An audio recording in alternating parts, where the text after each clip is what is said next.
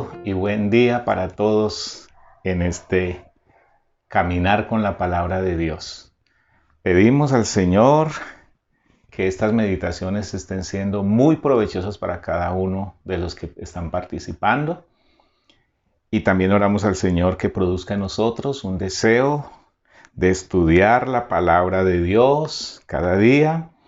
Que el Señor produzca en nosotros un deseo también de vivir la palabra de Dios y que ese deseo se convierta en una relación más profunda cada día de nosotros con Dios.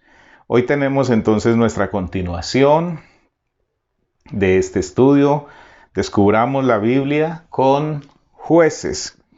Y solamente quisiera en esta oportunidad leer una cita bíblica que está en Jueces, capítulo 2, versículo 11, y que tiene que ver con el pecado, el sufrimiento, la súplica y la salvación. Allí se encuentran muy clarito y quiero fortalecer esos 4 principios o 4 fases en las que el pueblo de Israel durante el tiempo de los jueces pasó. Constantemente caían y volvían a la misma situación. Dice Jueces capítulo 2 versículo 11: Después los hijos de Israel hicieron lo malo ante los ojos de Jehová y sirvieron a los Baales. Ahí está la idolatría.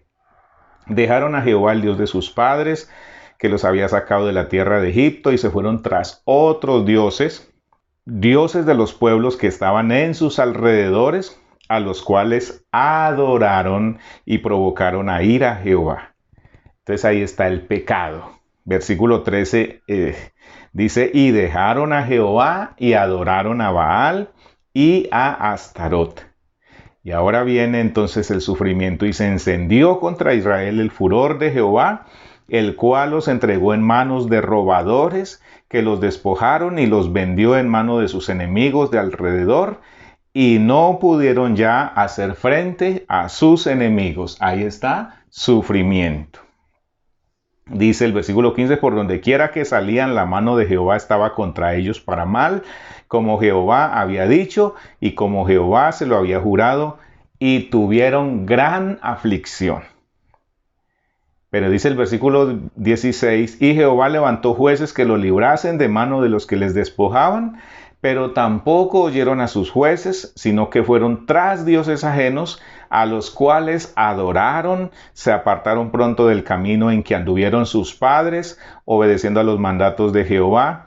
Ellos no hicieron así. Y cuando Jehová les levantaba jueces, Jehová estaba con el juez y los libraba de mano de los enemigos todo el tiempo de aquel juez, porque Jehová era movido a misericordia por sus gemidos, súplica, a causa de los que los oprimían y afligían. Versículo 19 dice: mas acontecía que al morir el juez, ellos volvían atrás y se corrompían más que sus padres, siguiendo a dioses ajenos para servirles e inclinándose delante de ellos, y no se apartaban de sus obras ni de su obstinado camino.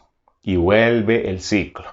Allí tenemos entonces la enseñanza tremenda: pecado, sufrimiento, súplica y salvación, lo que caracteriza este periodo de los jueces. Dijimos ayer que nos quedaron 3 letras pendientes, y la primera es Débora. Esta es una mujer que se levantó con Barak para hacer frente a sus enemigos en la tercera apostasía del pueblo de Israel, y ella con su valentía, con su motivación, enfrentó a una coalición cananea que se levantó contra el pueblo para destruir a los judíos. Enseguida tenemos a Gedeón, un personaje que se caracteriza por ser muy tímido, por pertenecer a una tribu que no era muy reconocida, y él lo único que sentía era miedo. De hecho, cuando fue llamado estaba escondido, y él decía: ¿qué puede hacer Dios por Israel con este pobre hombre como yo? Y es el hombre que pide señales a Dios porque para él no es comprensible que siendo como él se sentía insignificante, Dios lo mire para traer salvación al pueblo de Israel en esa temporada. Y entonces pide señal y es relacionado con la lluvia, colocando un pabellón, un pañuelo, y que todo esté mojado y el pañuelo esté seco. Al otro día vuelve y coloca la petición, pero ahora que todo esté seco y solo el pañuelo esté mojado. Bueno, Gedeón es precioso verlo, cómo tiene una cercanía con Dios y cómo Dios cumple esas señales que él quiere ver para confirmar que sí es Dios quien le está llamando. Y Sansón, un personaje tremendo, nacido nazareo, es decir, desde su nacimiento había sido consagrado para Dios. El Espíritu de Dios vino sobre él, lo utilizó, pero Sansón cayó en un error, la arrogancia, la soberbia, y entonces se enredó con una mujer extranjera que dañó su corazón. Dalila le hizo descubrir el secreto de su fuerza y Sansón perdió la bendición de Dios. Esa es una ilustración muy clara del liderazgo cuando se descuida, creyendo que es nuestras fuerzas, creyendo que es que somos muy inteligentes, muy sabios, que es que tenemos mucha influencia, y cuando Dios se aparta de nosotros, vemos las consecuencias. Vamos a explorar el Salmo 119, 33 a 40. Voy a hacer una última meditación sobre este salmo, no agotando ese pasaje, ese párrafo, porque es muy rico, pero en la meditación anterior decíamos que el salmista le pide al Señor que le enseñe. Voy a leer en la Dios habla hoy, y dice así: Señor, enséñame el camino de tus leyes, pues quiero seguirlo hasta el fin. Dame entendimiento para guardar tu enseñanza. Quiero obedecerla de todo corazón. Llévame por el camino de tus mandamientos, pues en él está mi felicidad. Haz que mi corazón prefiera tus mandatos a las ganancias malavidas. No dejes que me fije en falsos dioses. Dame vida para seguir tu camino. Confirma a este siervo tuyo las promesas que haces a los que te honran. Aleja de mí la ofensa que temo, pues tus decretos son buenos. Yo he deseado tus preceptos. Dame vida, pues tú eres justo. Aquí hay tres apuntes que quiero hacer. El primero, el salmista le pide al Señor que le enseñe, pero se compromete.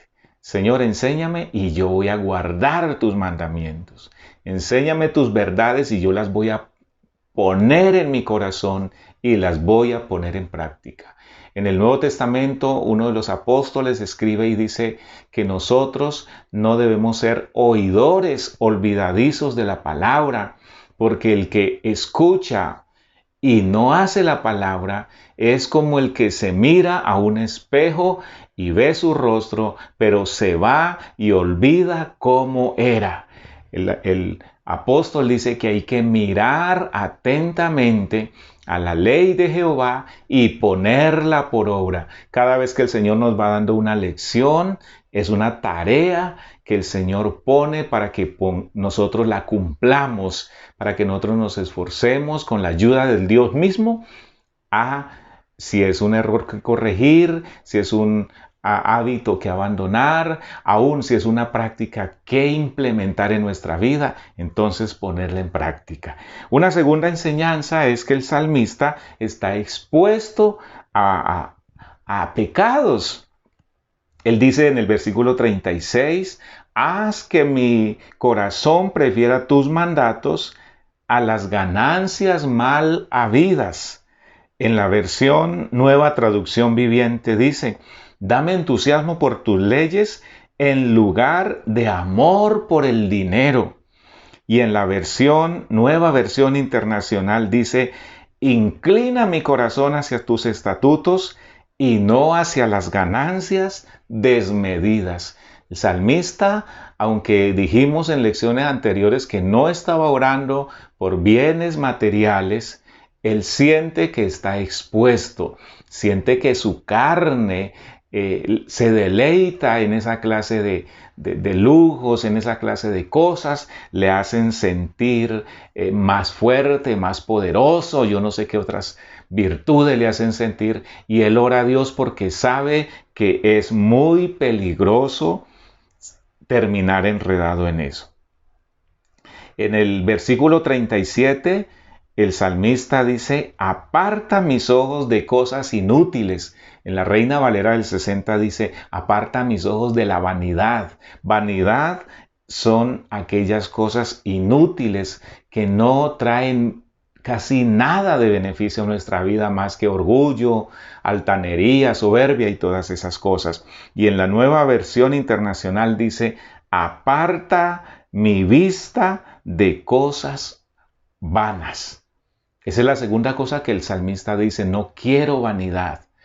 Recuerden que uno de los sabios, Salomón, después de su discurso largo que hace acerca de la vida, él dice, vanidad de vanidades, dijo el predicador, todo es vanidad. Y en tercer lugar, el salmista le pide al Señor en el versículo 39, en la versión Nueva Traducción Viviente, dice, ayúdame a abandonar mis caminos vergonzosos.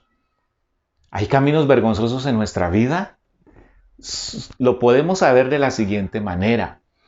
Piense usted de qué cosas usted sentiría vergüenza hablar con personas muy cercanas a usted, personas que usted ama, personas que usted estima mucho. ¿Qué cosas le producirían vergüenza hablarlas porque usted sabe que ha actuado incorrectamente? El salmista dice, apártame de esas cosas vergonzosas.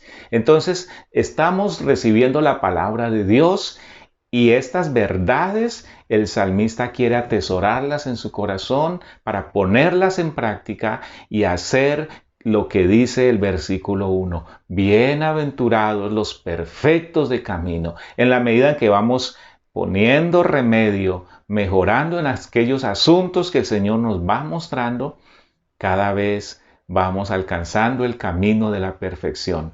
Dios nos ayude para llegar hasta donde Él quiere que lleguemos. Muchas bendiciones.